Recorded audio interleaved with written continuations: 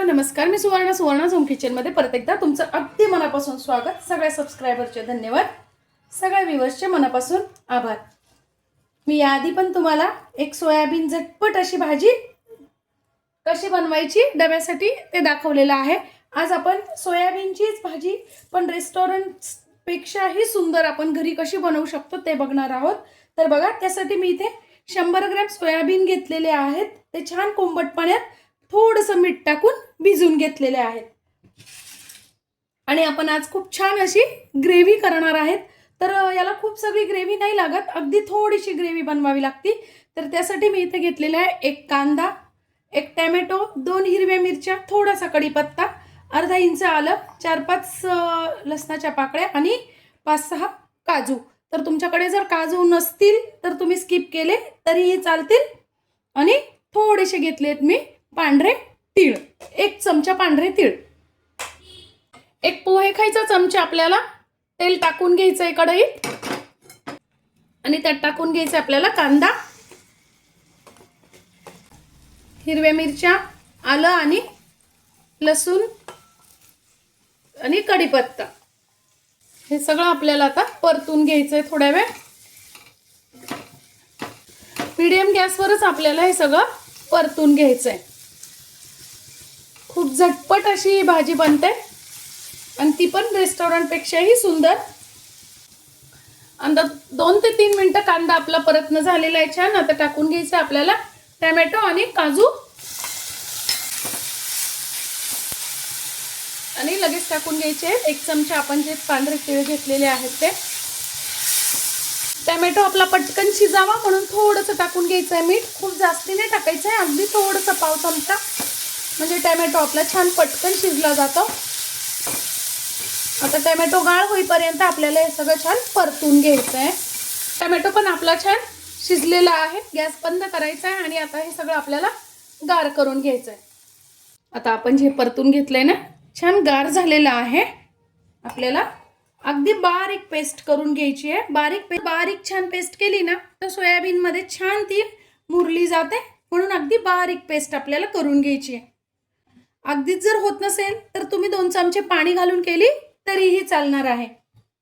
किती छान बारीक अशी पेस्ट आपण करून घेतलेली आहे. आता हे जे सोयाबीन आहे ना, आपल्याला छान अशा हाताने दाबून पिळून टाकायचे. पाणी त्यातलं सगळं काढून टाकायचं आहे. पाणी सगळं काढून टाकलं म्हणजे काय होतं, सोयाबीनला एक प्रकारचा उग्र वास असतो ना, तो येत नाही भाजीला. अगदी असं दाबून पूर्ण पाणी काढून टाकायचं आहे. बघा, अगदी कोरडे झालेले आहेत आणि छान भिजलेले पण आहे, सॉफ्ट झालेले आहे एकदम. आता मी एकीकडे थोडंसं गरम पाणी करायला ठेवलेलं आहे आणि कढईत 1 पळी तेल टाकून घेतलेलं आहे. 1 चमचा मी मोहरी टाकून घेतलेली आहे, ती व्हिडिओ स्किप झाली. त्यानंतर 1 चमचा जिरं, थोडासा हिंग, पाव चमचा आणि आपण तयार करून घेतलेली ग्रेव्ही.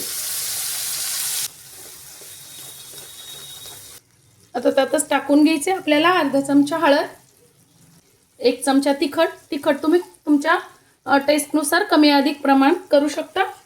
तर 1 चमचा साठवणीतला मसाला, 1 चमचा धने आणि जिऱ्याची पावडर. आता हे छान आपल्याला तेल सुटेपर्यंत परतून घ्यायचंय. ग्रेव्ही जितकी जास्ती छान परतली जाईल ना, तितकी भाजी टेस्टी पण लागते आणि कलर पण भाजीला खूप सुंदर येतो. त्यामुळे आता मीडियम गॅसवर तेल सुटेपर्यंत आपल्याला ग्रेव्ही छान परतून घ्यायची आहे. आता ग्रेव्ही थोडीशी परतत आली ना तर आपल्याला काय करायचं आहे, अर्धा किंवा 1 चमचा थोडंसं चांगलं तूप घालून घ्यायचं आहे. इथे तुम्ही बटर पण घालू शकता आणि काय होतं, भाजीला कलर पण खूप सुंदर येतो आणि टेस्ट पण खूप छान लागते. छान तेल सुटलेलं आहे. टाकून घ्यायचे आपल्याला सोयाबीन. आता सोयाबीन अगदी मीडियम गॅसवर 3 ते 4 मिनिट आपल्याला छान या ग्रेव्हीत परतून घ्यायचे आहेत. म्हणजे सगळी जी ग्रेव्ही आहे ना ती सोयाबीन मध्ये जाते आणि मग छान लागते भाजी खायला. आपल्याला 2 मिनिटांसाठी छान झाकण ठेवायचं आहे. फक्त 2च मिनिटं झाकण ठेवायचं आहे, म्हणजे जो मसाला आहे ना, वाफ येऊन तो मसाला छान त्या सोयाबीन मध्ये जातो. आता बघा 2 मिनिट झालेले आहेत.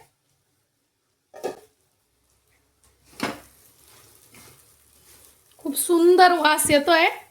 मी टाकून घेणार आहे. गरम पाणी मी केलेलं आहे बघा. खूप तुम्हाला कसा रस्सा हवा त्यानुसार तुम्ही पाणी टाकायचं आहे, पण शक्यतो गरम पाणीच टाका. त्याने काय होतं, ग्रेव्हीचा कलर खूप छान येतो भाजीला.